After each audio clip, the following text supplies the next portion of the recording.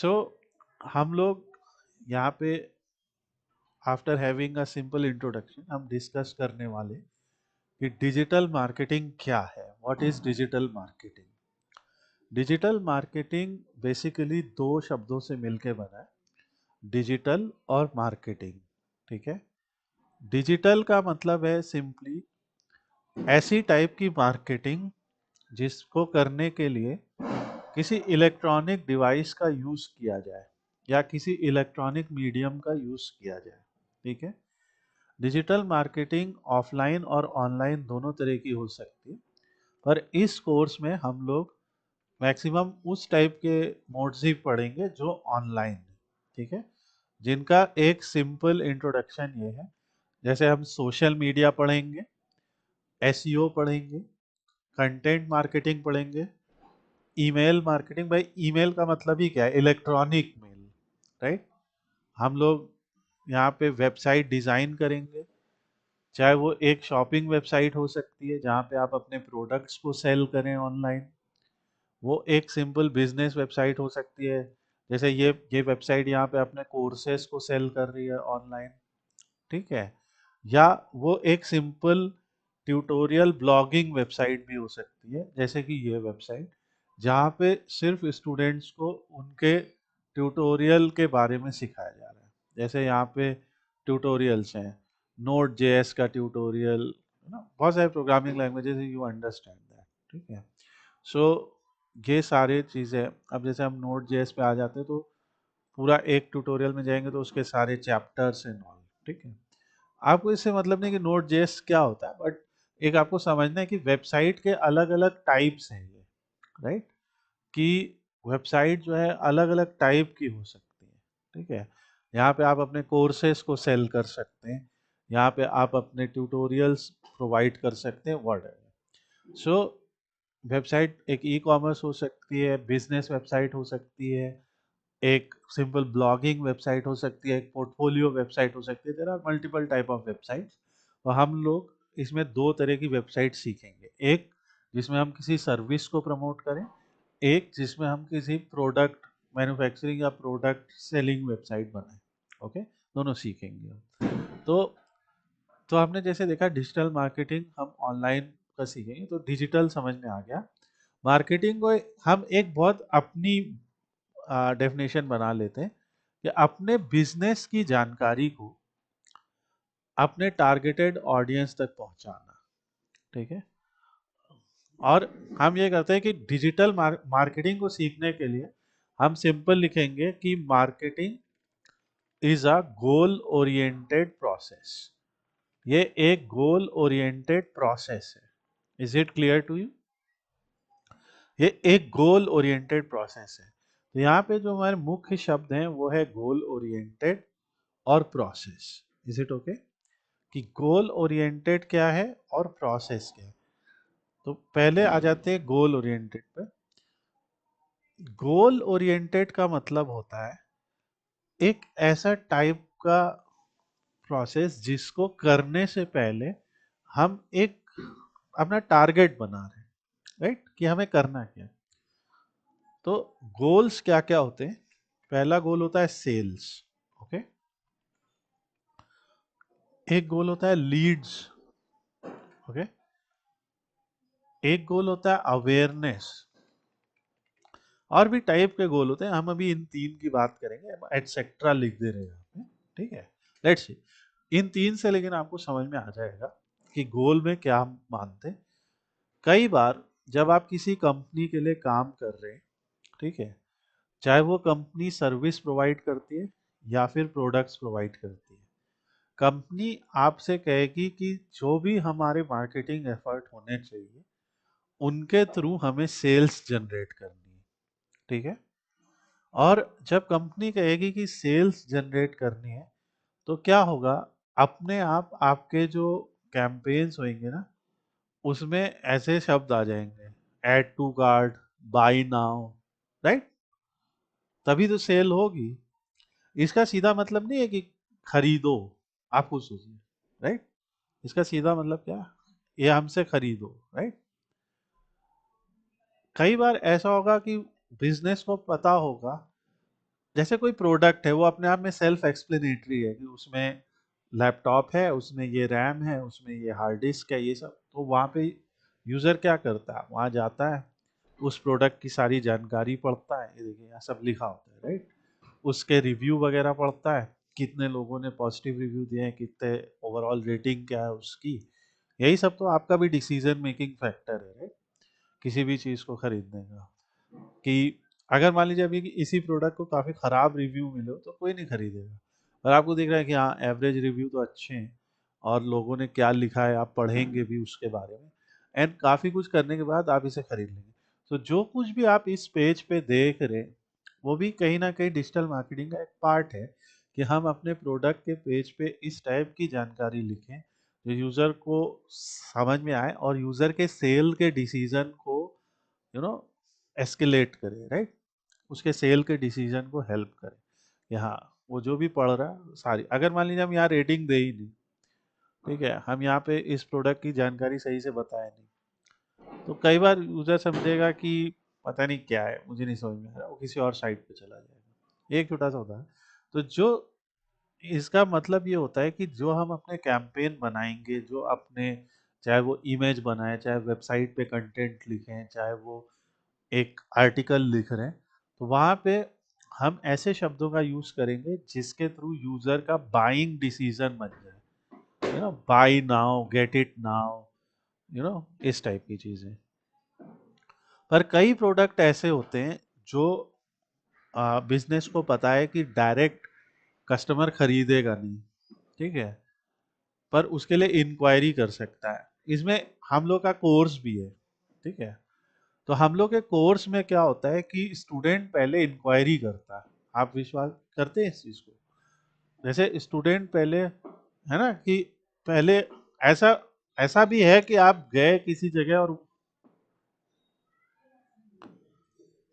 Question डाल देते हैं, फिर वहां से कॉल आता है। हाँ, राइट।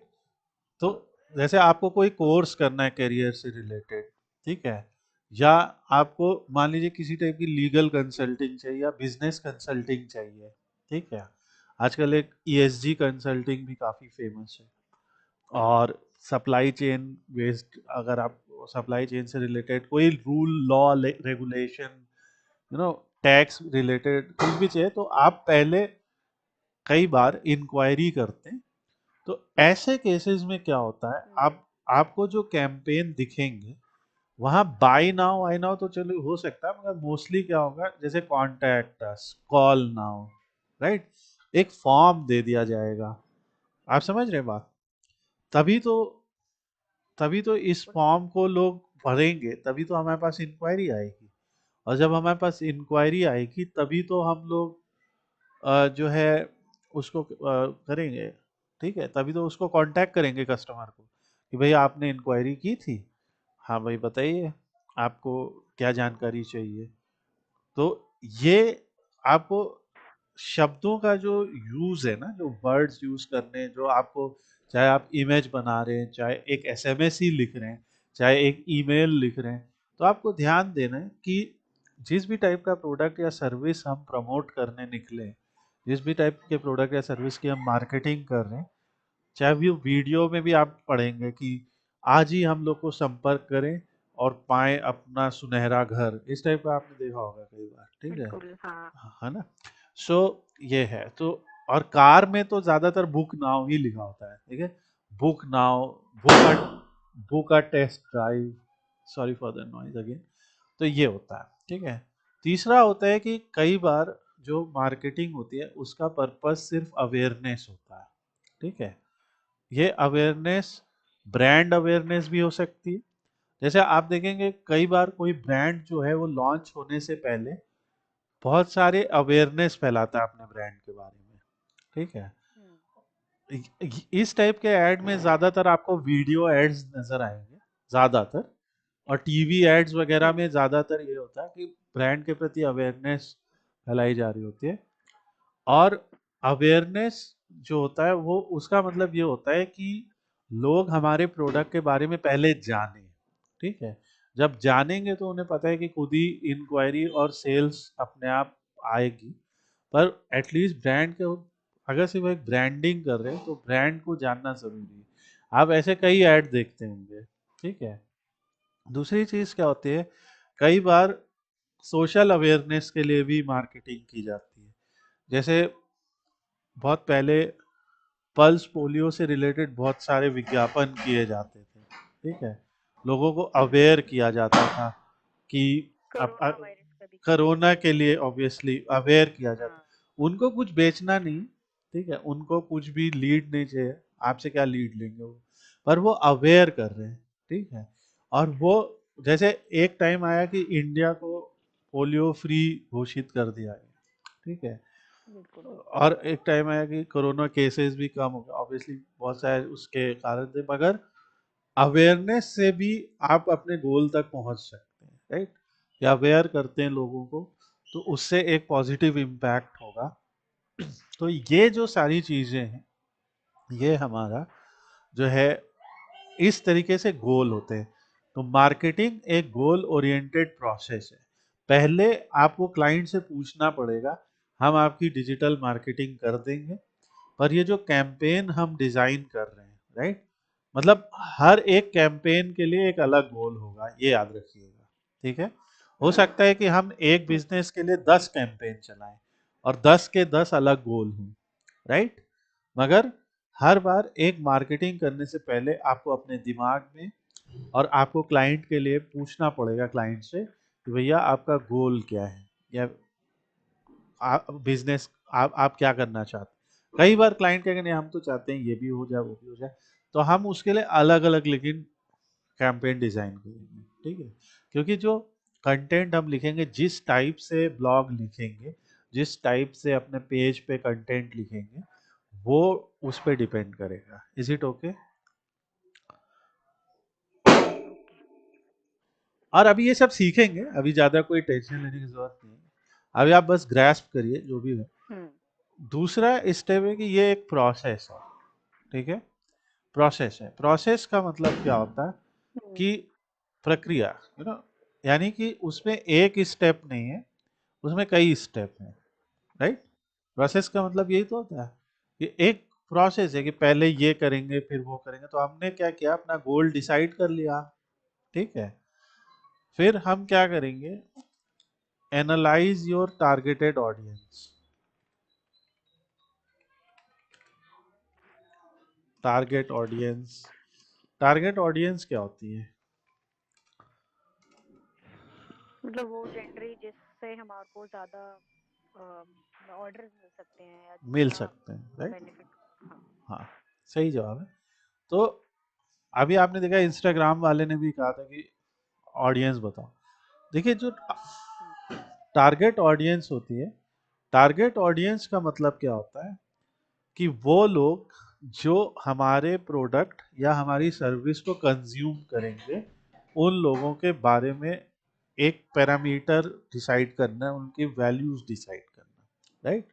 जैसे फॉर एग्जांपल, अगर मान लीजिए एक नेल पॉलिश एक कंपनी नेल पॉलिश बनाती, ठीक है, या हम्म। लिपस्टिक बनाती, तो उसकी ऑडियंस ज्यादातर फीमेल ही है, ठीक है। मतलब 95% से ज्यादा फीमेल ही है। कोई अपने स्पाउस को या गर्लफ्रेंड को गिफ्ट करना चाहे वो एक अलग बात है, बट मोस्टली उसकी ऑडियंस मेल है। इसी तरीके से देयर आर मेनी प्रोडक्ट्स जो एक मेल के लिए ही बनाए, ठीक है, वो उनका वही कंज्यूम करते हैं। देयर आर मेनी प्रोडक्ट्स जो पता है कि 18 साल से 25 साल के बीच के लोग ही खरीदेंगे, मेनी प्रोडक्ट्स आते हैं, ठीक है। देयर आर मेनी प्रोडक्ट्स जो पता है कि जो सेटल हो चुके हैं, जो जॉब कर रहे हैं 30+, जैसे बहुत सारे ना स्टॉक इन्वेस्टमेंट, क्रिप्टो इन्वेस्टमेंट, इस टाइप की चीजें। तो ज्यादातर भाई जिनके पास थोड़ा पैसा है वही तो इन्वेस्ट करेगा। प्रॉपर्टीज, यू नो, मकान खरीद लो। अभी कोई मान लो स्कूल में या कॉलेज में पढ़ रहा है, 18-20 साल का है, अभी उसकी जॉब भी नहीं लगी, तो वो कहाँ से खरीद लेगा प्रॉपर्टी, राइट।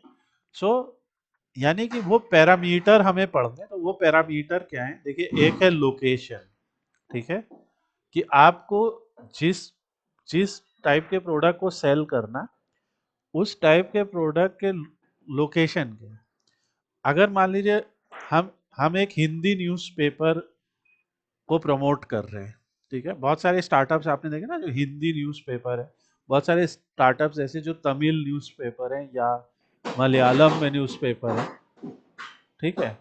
सो अगर एक हिंदी न्यूज़पेपर हम सेल कर रहे हैं तो इस चीज़ की प्रोबेबिलिटी बहुत कम है कि वो तमिलनाडु में या केरला में उसकी सेल हो या ऑडियंस हो, राइट, बहुत कम होगी। सेम गोज टू वहाँ के ऑडियंस।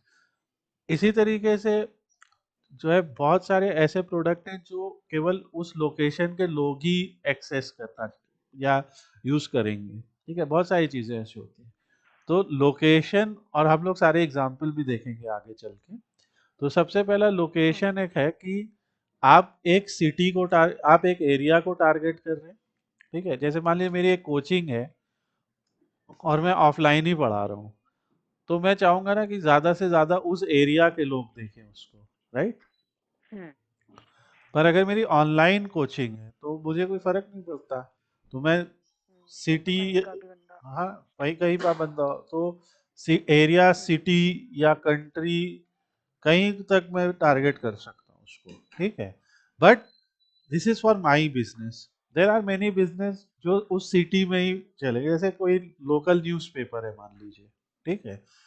मान लीजिए अभी दिल्ली का कोई ऐसा न्यूज़पेपर जो सिर्फ दिल्ली की न्यूज़ पब्लिश करता है, या मान लो कोई ऐसा है जो लखनऊ की न्यूज़ पब्लिश करता है केवल, तो वो प्रमोशन अपना पूरी लखनऊ की ऑडियंस को करेगा ना, क्योंकि उसे पता है कि भाई लखनऊ की न्यूज़ लखनऊ का ही व्यक्ति पढ़ेगा, ठीक है।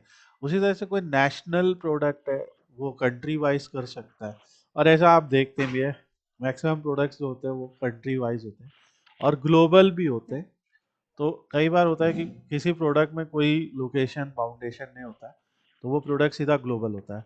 तो डिपेंडिंग अपॉन दिस, जब आप पेड मार्केटिंग करेंगे या इवन अपना कंटेंट भी लिख रहे होंगे, तो आपको बड़े ध्यान से समझना पड़ेगा कि आप जिस लोकेशन में ये करना चाहते हैं या आपकी टारगेट ऑडियंस जिस लोकेशन में फॉल करती है, तो उसके हिसाब से ही आप लिखें, ओके। सारे एग्जाम्पल आपको आगे दिए जाएंगे, बट आपको ये याद रखना है, एटलीस्ट लोकेशन याद रखना है कि अपनी टारगेट ऑडियंस को ढूंढने के लिए लोकेशन है, ठीक है। उसी तरीके से अभी मैंने जैसे थोड़ी देर पहले बोला जेंडर है, ठीक है, जिसमें मेल फीमेल या एनी अदर जेंडर हम्म। को अगर हम जो है अपना प्रोडक्ट सेल करना चाहते हैं, अगर है तो आप उस हिसाब से ही तो ऐड बनाते हैं। आपने देखा होगा जो फीमेल सेंट्रिक एडवर्टीजमेंट्स है, आपने जो भी देखे होंगे उसमें फीमेल सेंट्रिक प्रॉब्लम्स और उनके सोल्यूशन बताए जाते हैं, जो मेल सेंट्रिक है उसमें उनके बताया जाता है। हम्म। और जो न्यूट्रल है जिसका किसी जेंडर से कोई लेना देना नहीं, उसमें ये सब कुछ नहीं होता है, ठीक है। तो कई बार अगर आपका प्रोडक्ट या सर्विस इस स्पेसिफिक जेंडर के लिए, तो उसको आप चुनेंगे, नहीं है तो आप ऑल जेंडर लगा देंगे वहां पे, राइट। इसी तरीके से एज है, इसको एज ग्रुप कहते हैं। तो एज ग्रुप में यू नो एज ग्रुप में एक हम सीधा एग्जांपल कि 18 से 24 आपका टारगेट ऑडियंस है, या 25 से 34 है, 34, 35 से 44 है, या 45 से 55 है, या लेट से 56 से एंड ऑनवर्ड्स है, जो भी है, राइट। तो अभी जैसे जो हम लोग कोर्सेस करा रहे हैं, ठीक है, हम लोगों ने टू बी ऑनेस्ट ज़्यादा देखा है कि जो 18, 24 और 25 टू 34, ये जो दो ग्रुप्स हैं, इनमें हमारे जो कैरियर ओरिएंटेड कोर्सेज है उसकी ऑडियंस ज़्यादा है, ठीक है। और ये पर कई कोर्सेज ऐसे होते हैं जो एग्जीक्यूटिव लेवल कोर्सेज होते हैं, यानी जो कोर्सेज होते हैं सिर्फ 5 साल 10 साल एक्सपीरियंस वालों के लिए, उनके लिए ये ऑडियंस होगी। कई ऐसे होते हैं ना रिटायरमेंट प्लान, इन्वेस्टमेंट प्लान, ये सब, उसमें भी आपको दिखेगा कि ये ऑडियंस ज़्यादा इंटरेस्टेड है, 18 से 24 वाले अभी नहीं इंटरेस्टेड है, ठीक है। सो ऐसे बहुत सारे एग्जांपल्स हैं। तो आपको अपने जो जो भी क्लाइंट के साथ आप काम कर रहे हैं, उस क्लाइंट से ये डिस्कस भी करना है, राइट, कि आप जो भी प्रोडक्ट या सर्विस सेल कर रहे हैं उसकी टारगेट ऑडियंस का एज ग्रुप क्या है आपके हिसाब से, ठीक है। तो जैसे लोकेशन हो गया, जेंडर हो गया, एज ग्रुप हो गया, लैंग्वेज हो गया। लैंग्वेज आपको भी पता है कि अगर हमें पता है कि हमारी ज़्यादातर ऑडियंस हिंदी बोलती है या कोई स्पेसिफिक लैंग्वेज बोलती है, राइट? तो हम उसी स्पेसिफिक लैंग्वेज में ही अपने वेबसाइट भी बनाते हैं। आपने देखा कि बहुत सारी वेबसाइट हिंदी में भी है, राइट? हम्म। और बहुत सारी वेबसाइट लोकल लैंग्वेजेस में भी है, जैसे अलग अलग स्टेट, मराठी हो गई, पंजाबी हो गई, उर्दू हो गई, किसी भी लैंग्वेज में होते हैं, ठीक है? कई बार अगर कोई स्पेनिश सीख रहा है तो वो भाई वेबसाइट में ऑब्वियसली इंग्लिश और स्पेनिश दोनों का यूज़ किया जाएगा, ठीक है? तो आपको ये भी देखना है कि आपकी लैंग्वेज क्या, मैं यहाँ पे एग्जांपल लिख रहा हूँ, हिंदी है, इंग्लिश है, स्पेनिश है, व्हाटएवर, जो भी आपको लैंग्वेज टारगेट करनी, आपको वेबसाइट उसी में बनानी पड़ेगी। मैं एक छोटा सा एग्जांपल आपको दे दूं। जैसे यहाँ पे हम लोगों ने एक वेबसाइट बनाई, ये डोमेन आप देख रहे हैं, डोमेन digitalmarketing.com, हिंदी में लिखा हुआ है, ठीक है? ये पूरी की पूरी साइट हिंदी में है, और ये नाम ही है digitalmarketing.com। यहाँ पे जो भी ब्लॉग लिखे जा रहे हैं, जैसे कन्वर्जन फनल क्या है, 2024 में लीड जनरेशन के प्रभावी तरीके, डेटाबेस क्या है, कंटेक्चुअल मार्केटिंग क्या है, आर्टिफिशियल इंटेलिजेंस क्या है, जो कुछ भी हम लिख रहे हैं, ओके, तो वो सब कुछ हिंदी में, ओके। और इसको बहुत ज़्यादा लोग जो है पसंद कर रहे हैं, क्योंकि उनको बहुत सारे ऐसे लोग हैं जो इंग्लिश नहीं समझ रहे, पर उनको डिजिटल मार्केटिंग सीखना है। तो उन्होंने हमसे कहा, तो हम लोगों ने एक ऐसा कंटेंट बना दिया, राइट? और इससे हमें फायदा क्या हुआ कि अब हम लोगों के पास, अगर कोई इंग्लिश में करना चाहता है तो यहाँ पे सारे ट्यूटोरियल हैं, ठीक है? अगर कोई हिंदी में करना चाहता है तो यहाँ पे सारे ट्यूटोरियल हैं। हम चाहे तो एक साइट में भी कर सकते हैं ऐसा, पर हमने एक स्पेसिफिक डोमेन ही ले लिया उसके लिए। इस तरीके से भी हम कर सकते हैं, चाहे आप एक साइट में कीजिए, मल्टी लैंग्वेज साइट्स भी होती हैं, but you have to understand, अगर आपका बिजनेस या प्रोडक्ट या सर्विस ऐसी है जिसको आपको पता है कि हर वो व्यक्ति जो इंग्लिश जानता है वो कर लेगा, तो आप ऑब्वियसली उनको दे दें, आप सिर्फ इंग्लिश में ही बनाइए। अदरवाइज आप इस तरह से चॉइस ले सकते हैं। तो location, gender, age group, language, आपका बजट, और इस तरह के कई सारी और तरीके हैं जिनके थ्रू हम अपने टारगेट ऑडियंस को एनालाइज करते हैं, ओके। फिर जब ओके। हमने अपने टारगेट ऑडियंस को एनालाइज कर लिया तो फिर हम अपना क्रिएट योर बिजनेस इंफॉर्मेशन करेंगे, ठीक है? क्रिएट योर बिजनेस इंफॉर्मेशन, भाई कैसे ना कैसे तो बनाना ही पड़ेगा ना, ठीक है? इसमें हम लोग क्या बना सकते हैं, डिजिटल इमेजेस बना सकते हैं, वीडियो बना सकते हैं, हम अपनी खुद की वेबसाइट बना सकते हैं, एक सोशल मीडिया पोस्ट बना सकते हैं, एक ब्लॉग लिख सकते हैं, एक डायरेक्टरी बना सकते हैं, एटसेट्रा। बहुत सारे तरीके हैं, ये सब सीखेंगे, राइट? तो ये पूरा हम लोग सीखने वाले हैं कि पहले हमने अपनी टारगेट ऑडियंस को एनालाइज किया, और हमारी टारगेट ऑडियंस और हमारा जो प्रोडक्ट हम क्या बेचना चाहते हैं और उसे कौन खरीदना चाहता है, दोनों को दिमाग में रख के ही तो हम अपना कंटेंट बनाएंगे, तभी तो हमारी हम्म। कंटेंट स्ट्रेटेजी काम करेगी, राइट? तो वो करते हैं, तो एनालाइज किया, फिर क्रिएट योर बिजनेस किया, और थर्ड नंबर पे हम क्या करते हैं, थर्ड नंबर पे हम उसे डिस्ट्रीब्यूट करते हैं, ठीक है? डिस्ट्रीब्यूट करते हैं, जैसे अभी मैंने आपको बताया, हम इसमें पेड एड्स भी चला सकते हैं, ठीक है? एसईओ भी कर सकते हैं, इसमें हम अपनी वेबसाइट खुद की बना के पब्लिश कर सकते हैं उसको, ठीक है? हम एज अ सेलर रजिस्टर कर सकते हैं कई वेबसाइट्स पे, हम एज ए एफिलिएट रजिस्टर कर सकते हैं कई वेबसाइट्स पे, बहुत कुछ हम कर सकते हैं। तो इसमें हम ईमेल मार्केटिंग के लिए ईमेल मार्केटिंग चैनल्स बना सकते हैं, एटसेट्रा, ठीक है? डिस्ट्रीब्यूट करने के ही तरीके तो हमें सीखने हैं, राइट? तो ये हमने करा कि पहले अपनी टारगेट ऑडियंस एनालाइज की, बिजनेस को, इंफॉर्मेशन को बनाया। आपने देखा, अभी मैंने कई तरीके देखा ना, ये भी एक तरह की जानकारी, जैसे डिजिटल मार्केटिंग कोर्स। अब ये या अभी हमने थोड़ी देर पहले यहाँ पे देखा कि हमने यहाँ पे मान लिया मशीन लर्निंग पढ़ा रहे हैं, तो हमने मशीन लर्निंग की एक जानकारी बना ली कि मशीन लर्निंग की ज़रूरत क्यों है, किन सेक्टर्स में इसका यूज़ है, मशीन लर्निंग को उसमें हम क्या ऑफर कर रहे हैं, कुछ एग्जांपल वॉट एवर, राइट। सो आपने बिजनेस की जानकारी बनाई कि आपके टारगेट ऑडियंस के अनुसार, और उसे फिर डिस्ट्रीब्यूट कर दिया आपने अपनी वेबसाइट पे, उसे पब्लिश कर दिया, ऐड दे दिए उसके, तभी तो कोई आपकी बिजनेस वो चीज़ देख पाएगा ना, जब आप पब्लिश कर देंगे। और इसके बाद फाइनल स्टेप क्या बचता है, फिर बचता है डिजिटल मार्केट। इसको हम सीधे एनालिटिक्स बोलते हैं, ये भी हम थोड़ा सीखेंगे, ठीक है। कि हम रिजल्ट्स को एनालाइज भी तो करेंगे कि हमारा कैंपेन अच्छा गया नहीं गया, यू नो हमारी वेबसाइट पे कितने विजिटर्स आए, तो इसमें हम क्या क्या देखते हैं, विजिटर्स काउंट, ड्यूरेशन, कितनी देर हमारी वेबसाइट पे विजिटर रह रहे, लोकेशन, कि हमने टारगेट तो किया था कि इस लोकेशन से आए, पर एक्चुअली में किस लोकेशन से आ रहे हैं, और ये सारी चीज़ें ना, जैसे जेंडर है, एरिया है, लैंग्वेज है, क्वेरीज हैं, ये सारी चीज़ें हम लोगों को अपने एनालिटिक्स में आएंगी। और एनालिटिक्स में जो टूल हम सीखेंगे वो है Google analytics, okay. Google analytics, Google search console, इस टाइप के बहुत सारे टूल का यूज़ हम लोग सीखेंगे।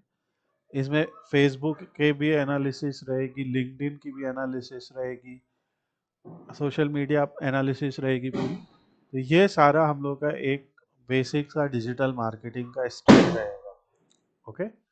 और ये चारों स्टेप करने के बाद यही आप रिपीट करेंगे कि आपने कुछ एनालाइज किया, आपको लगा अच्छा ठीक है ये चीज़ काम कर गई, ये नहीं की, उस हिसाब से उसमें बदलाव करके आप वापस से ये स्टेप फिर फॉलो करेंगे, फिर यही प्रोसेस आपका रिपीट होगा, राइट। तो इस तरीके से एक सर्किल में आप काम करते रहेंगे। नाउ अगली क्लास में जो चीज़ हम सीखेंगे वो होगी सर्च इंजन ऑप्टिमाइजेशन के बारे में, थोड़ी सी और डिटेल, ठीक है। और फिर अपनी खुद की वेबसाइट कैसे बनाई जाए उसको सीखेंगे, ओके। क्योंकि अपनी वेबसाइट क्यों बनाएंगे, क्योंकि जब हम वेबसाइट बनाएंगे तभी तो हम लोगों को उस वेबसाइट पे ला पाएंगे, तभी तो लोग हमारे प्रोडक्ट और सर्विसेज को जान पाएंगे, और तभी तो वो हमें सेल्स या लीड्स या अवेयरनेस, जो भी हमारा गोल है वो पूरा हो पाएगा, right. Yes. So website is one of many ways of providing information about your business to your targeted audience, okay। so अपने बिजनेस की जानकारी को, अपने गोल को डिसाइड करने के बाद अपनी टारगेटेड ऑडियंस तक पहुंचाने का जो पूरा प्रोसेस है डिजिटल मीडियम के थ्रू, उसको हम डिजिटल मार्केटिंग कह रहे हैं, ठीक है। इसकी बुकिश डेफिनेशंस बहुत सारी, वो भी मैं भेज दूंगा ताकि आप इंटरव्यूज वगैरह में उस डेफिनेशंस को बोल सकें। बट अगर कोई आपसे रियल मीनिंग समझना चाहता है तो मोर और लेस यही मीनिंग है उसका, ठीक है। और नेक्स्ट क्लास के लिए फिर हम लोग आपको इन्फॉर्म कर देंगे और पूरी जानकारी दे देंगे।